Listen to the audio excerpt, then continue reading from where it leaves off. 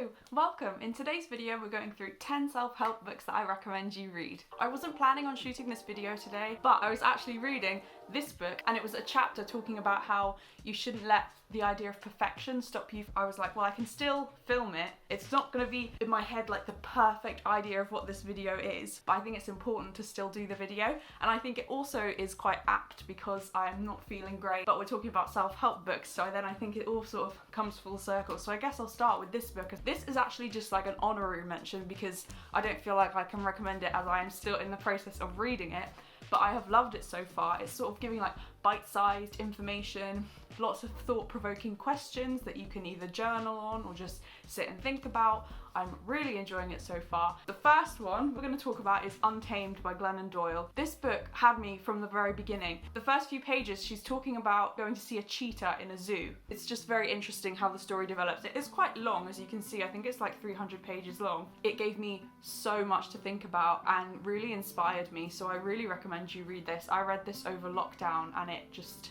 really helped me. I want to reread it. I really recommend this. Book number 2 of self-help, self-care books that I recommend you read is The Happiness Project by Gretchen Rubin. This book is probably, I don't know, 10 years old now, but I absolutely love it. I lent it to my sister. She spelled smoothie in her bag and it looks a bit rough and the spine is faded. I love this book. I love her style of writing. This book, The Happiness Project, she basically talks about how she was inspired to do a project over the course of a year, working on different aspects of her life to change her life, when she was one day looking out of the window of the bus and being like, oh my gosh, my life is just passing me by, and she wanted to take stock of things and actually like be present. And so each month she tackles a different area of her life and she sets 3, 4 or 5 goals for each month that she's going to focus on. So if we just take an example, let me find. She has a theme for each month. In August, her theme is Contemplate the Heavens. She has 3 things for this month. It's read memoirs of catastrophe, keep a gratitude notebook, imitate a spiritual master. This is chapter 8 because it's August, and she gives a brief overview of what she's trying to achieve and then her results on each of her goals. That's quite an intense month. She's talking about eternity, but in February, for example, her theme was based around love because it's Valentine's. I did do my own happiness projects. Looking back, I was not in the right state to be able to actually make meaningful change. Now I think it might be helpful if I did one again.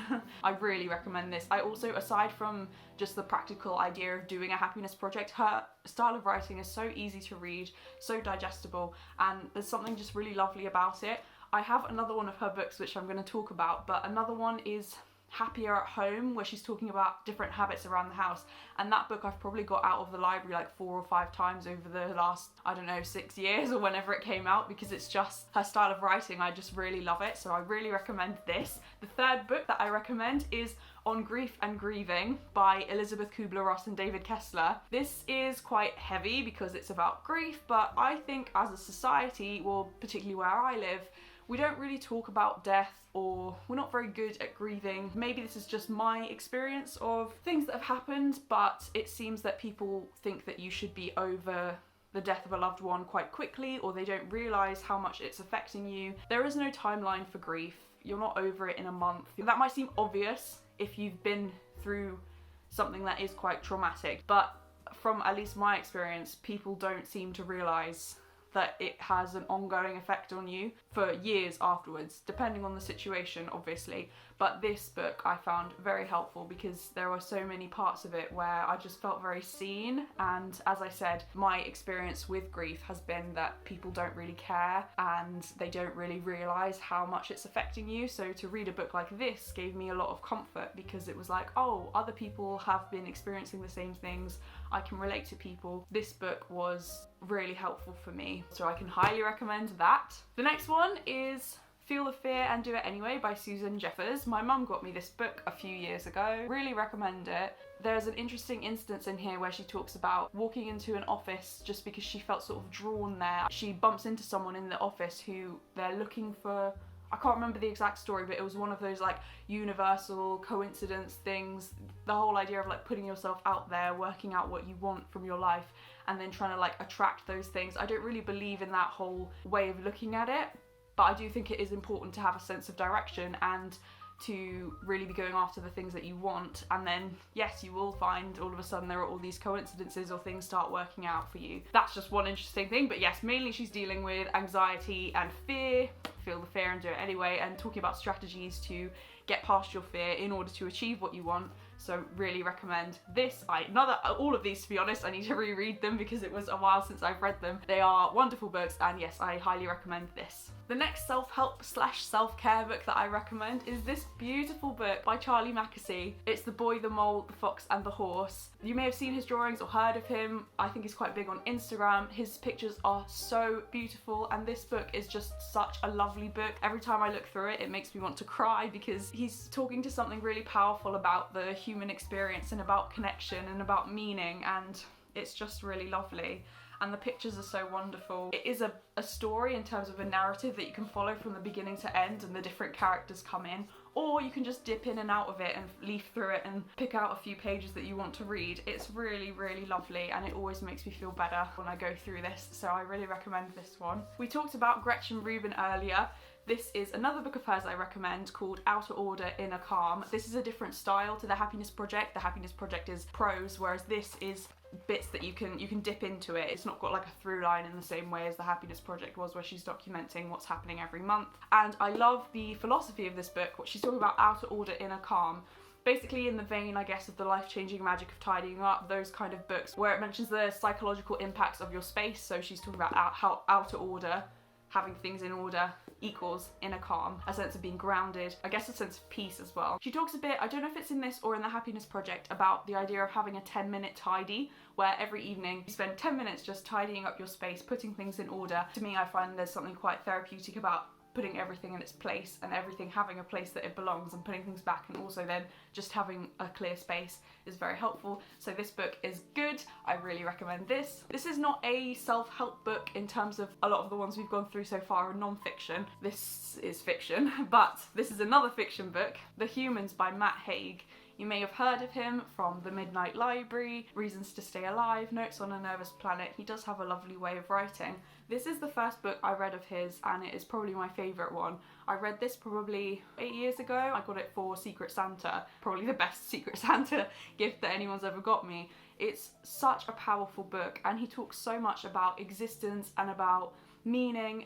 I guess if you're familiar with Matt Haig, you will know the sort of things that he's writing about, and it's all here in this book, and it's such a beautiful book. And so I do sort of class it as like a self-help, self-care book, because it does give me that feeling of gratitude and joy, and it's just so beautifully written and a really lovely story, really powerful. So highly recommend this one. The next one is Jog On by Bella Mackie. I read this over lockdown. This is not fiction. It's the story of how she got into running and how it really helped her mental health.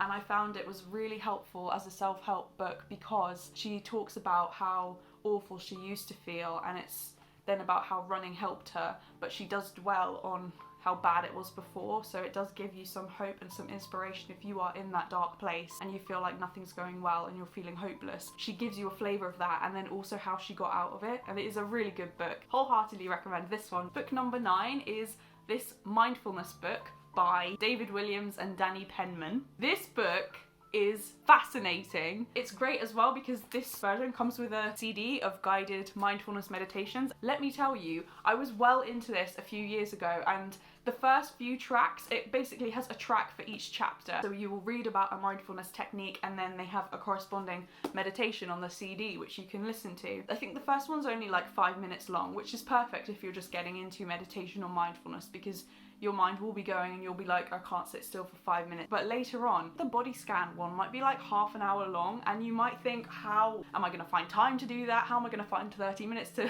do a mindfulness? How am I not going to get bored? But I did get into this one summer, and I remember also my sister got into it with me, and we would do this 30-minute body scan, and it didn't feel like 30 minutes. It was so refreshing, and just it felt almost like you were recharging yourself. As you listen to it, you are mindful, you are just in the moment. You're not outside of time, but you're not really aware of time in the same way that you normally are, so you're not aware that it's like half an hour. It's just so brilliant, and I think mindfulness is a really helpful technique because it does ground you and it does keep you in the moment. If you're someone who's ruminating a lot about the past or really anxious about the future, mindfulness can really help you, and I have definitely found it helpful. So this book as I say, they go through the techniques and they give you different challenges in the chapters, and then they also have the corresponding CD. So really helpful. I really recommend this book. The last book that I want to talk about is How to Do the Work by Dr. Nicole LePera. I do not have a copy of this because I got it from the library. This book was so good. I want to reread it. I only read it in October and I already want to reread it because it's just, there's so many insights in there. I took so many notes when I was reading that book.